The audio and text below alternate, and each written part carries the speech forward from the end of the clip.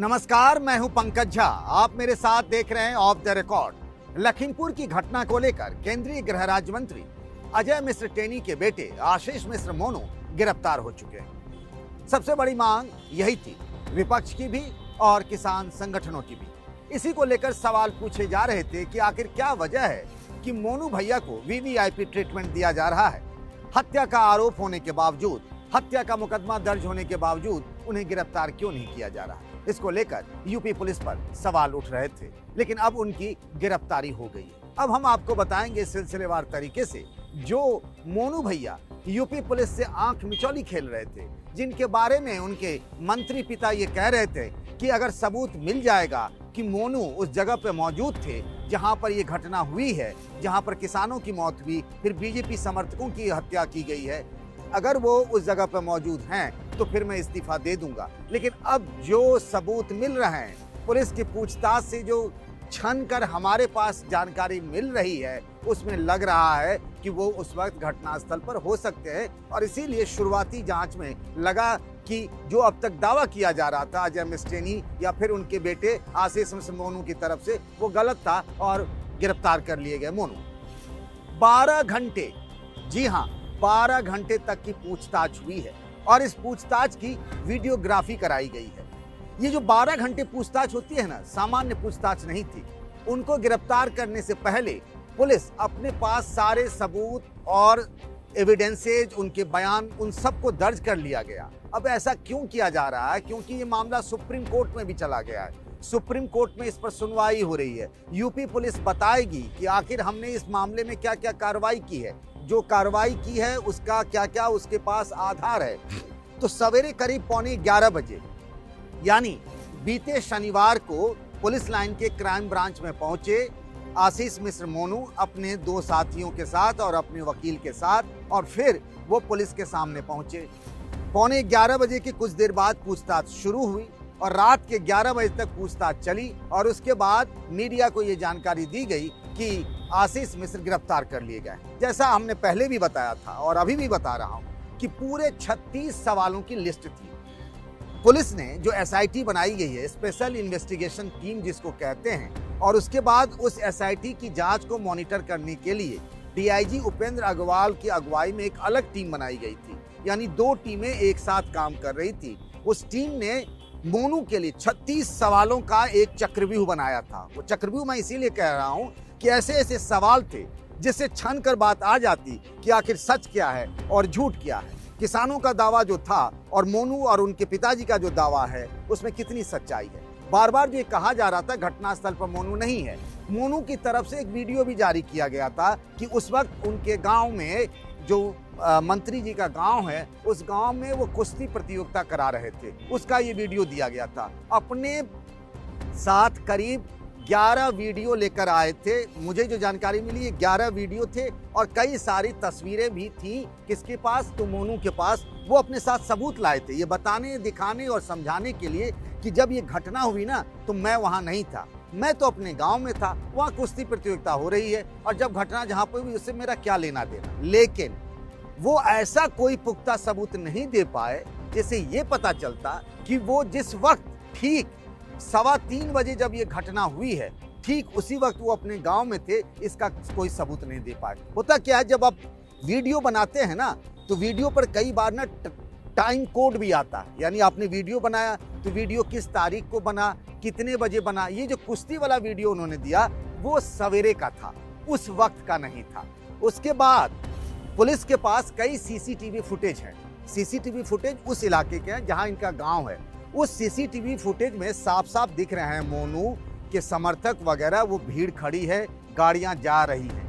ये लोग जो दावा कर रहे थे, मोनू की तरफ से बार बार कहा जा रहा था कि ये गाड़ियों का काफिला उन किसानों के बीच से इसीलिए जा रहा था कि वो लोग डिप्टी सीएम केशव प्रसाद मौर्य जो उस वक्त वहां पहुंचे थे, उनको रिसीव करने के लिए, उनकी अगवानी करने के लिए जा रहे थे। लेकिन केशव प्रसाद मौर्य और उनके पिता अजय मिश्र टेनी तो दूसरे रास्ते से गाँव की तरफ लगभग पहुंच भी चुके थे।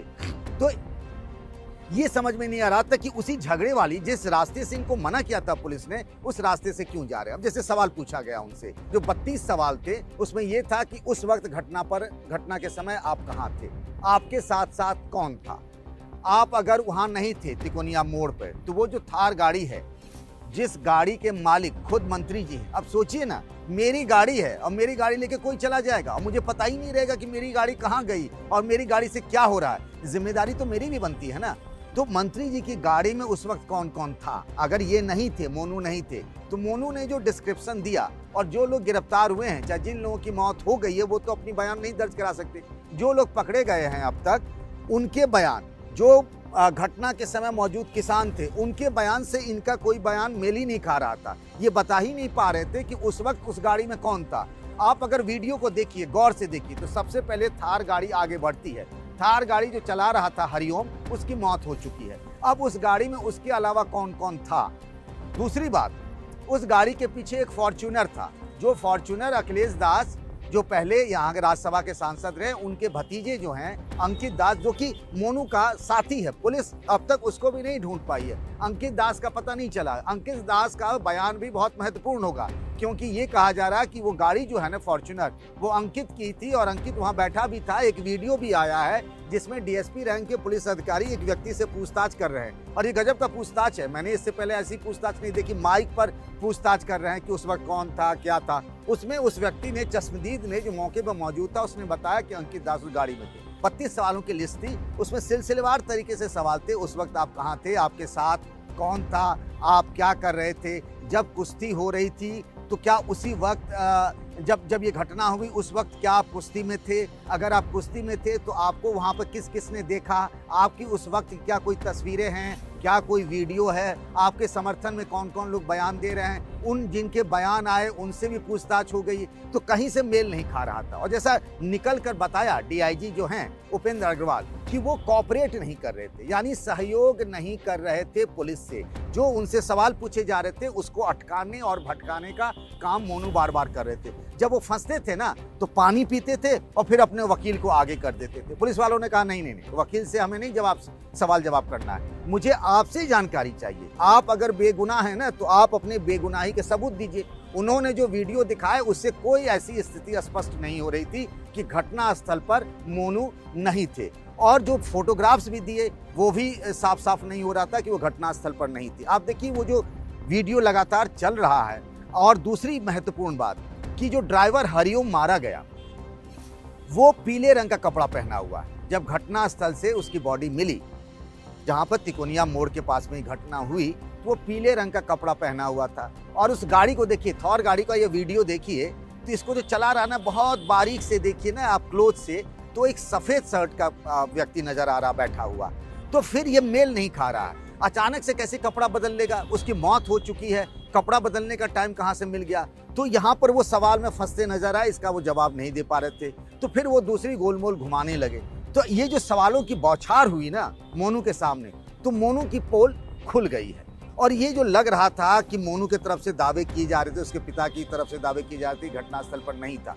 देखिए एक और बात, उनकी फोन कॉल की डिटेल्स भी निकाली गई है। उन्होंने किन किन लोगों से बात की है, उनसे क्या बात की है, उन लोगों से भी सवाल जवाब किया गया कि उनसे उन्होंने उनके बयान भी दर्ज किए गए जो फोन कॉल डिटेल में है, कि मोनू ने आपसे क्या कहा, आपको क्या बताया उस वक्त। देखिए दो चीजें हैं कि अगर आप फोन कॉल से पता चल सकता है, आपके फेवर में कोई बयान हो, आपके फेवर में कोई वीडियो हो, आपके फेवर में कोई तस्वीर हो, ऐसी कोई बात मोनू अपनी तरफ से नहीं दे पाए। दूसरी तरफ से जो वीडियो आ रही है उसमें साफ साफ दिख रहा है कि गाड़ी कैसे कुचल रही। ये जो शॉर्ट वीडियो है कि मोनू कहीं से उस गाड़ी में बैठे हुए, इसका फायदा उन्हें शुरुआती जांच में मिला। लेकिन क्या होता है कि पुलिस के सामने आपको खुद को बेगुनाह साबित करना होता है। लेकिन ये जो 12 घंटे की पूछताछ हुई मोनू के साथ यूपी पुलिस की, उसमें कहीं से ऐसा नहीं लगा, पुलिस के पास 1 मिनट के लिए भी नहीं लगा कि ये बेगुनाह है। और इसीलिए ठोक बजाकर पुलिस ने उन्हें गिरफ्तार कर लिया है। अब इस गिरफ्तारी के बाद उनको न्यायिक हिरासत में गए, पुलिस रिमांड पर लेगी, फिर उनसे आगे से पूछताछ करेगी, क्योंकि अभी तक फॉरेंसिक रिपोर्ट नहीं आई है। जो घटनास्थल पर चीजें हुई, उन जो कहा जा रहा था किस किस के पास, इनके पास कौन सा लाइसेंसी हथियार है, इनके दोस्तों के पास कौन कौन सा लाइसेंसी हथियार है, गाड़ी में कौन लाइसेंसी हथियार लेकर चला था, तो उन सारी चीज़ों की फॉरेंसिक जांच कराई जाएगी। अब इन्होंने अपने फेवर में जो वीडियो दिए, फोटोग्राफ दिए, उसकी भी फॉरेंसिक जांच होगी। जो अभी तक लोगों की तरफ से, किसानों की तरफ से वीडियो और फोटोग्राफ्स आए हैं, उन सब की फॉरेंसिक जांच होगी। उस रिपोर्ट के आने के बाद में फिर इनको चार्जशीट करने का काम किया जाएगा। तो एक तरीके से जो मोनू का दावा था, वो दावा खोखला साबित हो रहा है। और इसीलिए 12 घंटे की पूछताछ के बाद पुलिस को लगा कि नहीं भाई, ये जो मोनू है, ये मोनू अपने को बेगुनाह साबित नहीं कर पाया। जो आरोप लग रहे थे कि मोनू गाड़ी में बैठा है, ये अभी कहा नहीं जा सकता। लेकिन ये तो था कि मोनू उस वक्त अपने गांव में नहीं था। ये शुरुआती जांच में बात निकलकर सामने आ रही है। और अगर ये बात सच है तो बात बहुत बड़ी हो जाती है। तो पुलिस ने अपनी शुरुआती जांच में अब तक यही पाया है कि 32 सवालों के चक्रव्यूह में फंस गया मोनू और फिर मोनू की गिरफ्तारी हो गई।